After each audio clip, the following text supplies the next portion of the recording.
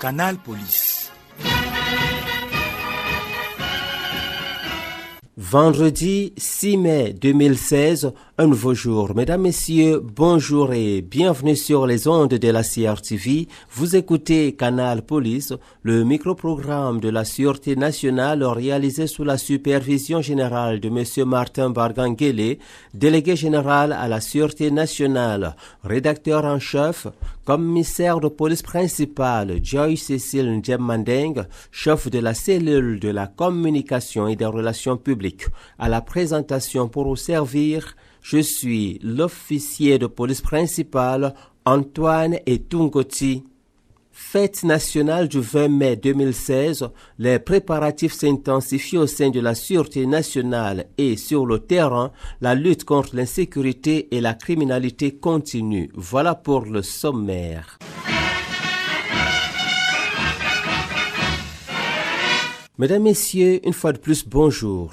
Nous ouvrons cette édition par cet important communiqué du délégué général à la Sûreté nationale qui porte à la connaissance des candidats définitivement admis au concours d'entrée à la police que la masse générale d'entretien de chaque recrue pour 3 mois est fixée au montant suivant.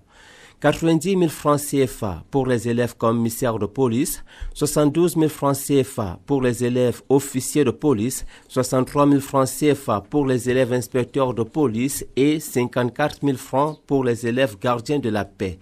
Les élèves commissaires et officiers de police verseront leur masse générale d'entretien à l'École nationale supérieure de police de Yaoundé, tandis que les élèves inspecteurs de police et les élèves gardiens de la paix le feront au centre d'instruction et d'application de la police de Moutenguéné.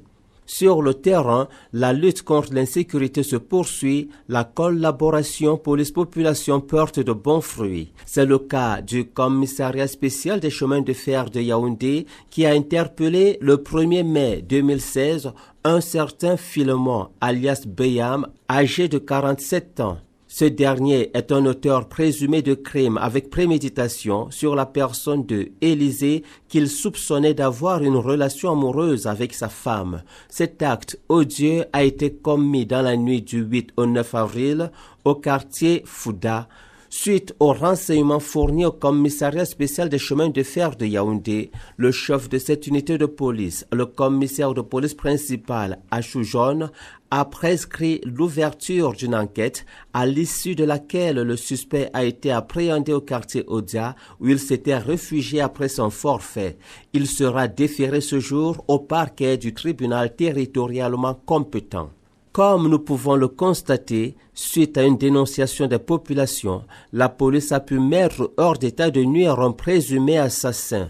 Et, d'une manière générale, ce type de résultat est toujours atteint dans tous les cas où les populations collaborent avec les forces de police.